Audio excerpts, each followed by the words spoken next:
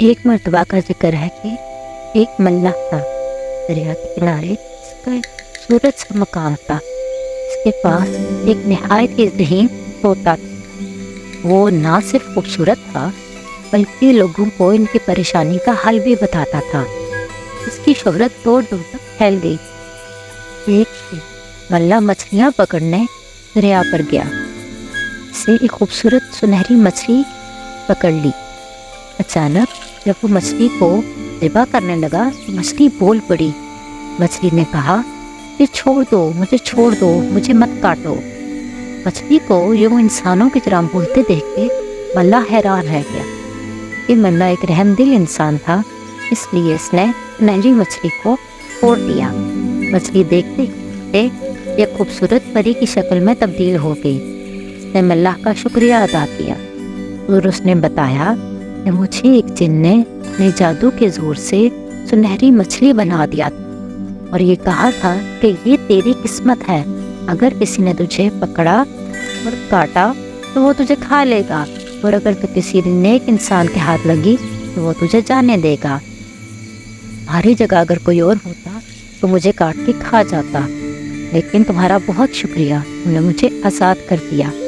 میں اگر تمہارے کبھی کسی کام آ سکوں تو مجھے تم مدد کے لیے ضرور بلانا۔ اڑ گئی۔ ایک دن کسی ملک کا بادشاہ شکار پر نکلا۔ وہ سارا دن شکار کی تلاش میں رہا کہ وہ جنگل میں اڑتا ہوا ملح کے مکان کے قریب آ گیا۔ جب اس کے سپاہیوں نے اس تالاب نایاب طوطے کو دیکھا تو وہ حیران رہ گئے۔ بادشاہ کو یہ طوطا بہت پسند آیا۔ اس نے ملح کو دربار میں بلایا اور کہا کہ مجھے یہ نایاب طوطا دے دو۔ ملح بہت پریشان ہو۔ اس نے عرض کیا کہ بادشاہ سلامت، میں اس طوطے کو اپنی جان سے زیادہ عزیز رکھتا ہوں، میں یہ آپ کو کیسے دے سکتا؟ پھر بادشاہ کو اس بات پر بہت غصہ آیا۔ بادشاہ نے ملح سے کہا، میری دو شرطیں ہیں، اگر وہ تم پوری کر دو تو میں تمہیں اتنی دولت دوں گا کہ تمہاری 7 نسلیں بھی عیش کے ساتھ زندگی گزاریں گی، اور اگر تم میری شرائط پوری نہ کر سکے تو میں تم سے یہ طوطا لے لوں گی۔ یہ بات سن کے ملح دل سوچنے لگا۔ پھر اس نے کہا، مجھے آپ کی ہر شرط منظور ہے۔ بادشاہ نے کہا، میں تم سے 2 سوال اور اس کا جواب تم نے مجھے 1 ہفتے کے اندر دینا ہو۔ ملح نے کہا، ٹھیک ہے، آپ مجھے اپنے سوالات بتائیے۔ بادشاہ نے کہا، میرا پہلا سوال یہ ہے کہ وہ کون سی چیز ہے جو ایک دوسرے کے پیچھے لگی ہوئی ہے؟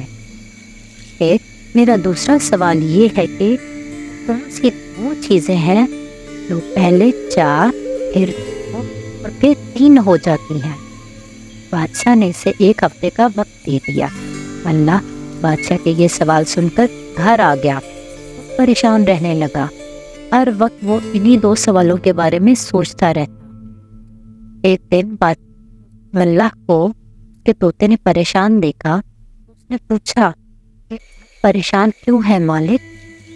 پھر ملح نے طوطے کو سارا واقعہ بتا دیا۔ طوطے نے کہا کہ آپ کو کیا اس پری کا یاد نہیں جو سنہری پری آپ نے سمندر سے پکڑی تھی؟ ملح نے کہا، ہاں، وہ تو میں بھول ہی گیا تھا، میں ابھی اس کو بلاتا ہوں، وہ ضرور میری مدد کرے گی۔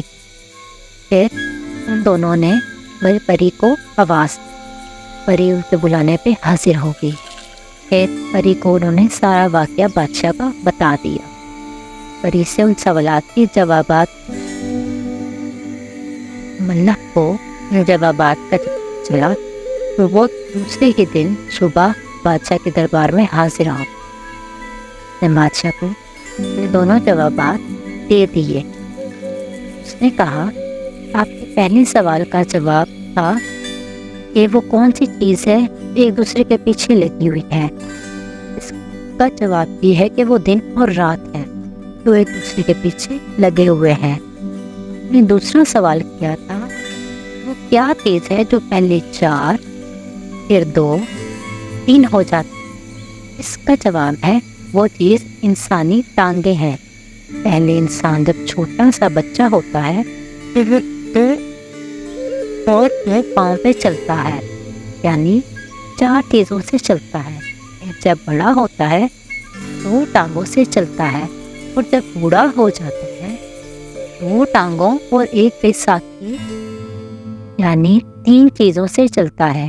بادشاہ ملخ کا یہ جواب سن کر حیران رہ گیا۔ جب اس نے پوچھا کہ تمہیں ان سوالات کے جوابات کس نے بتائے، اس نے نیک دل پری کا واقعہ سنا دیا۔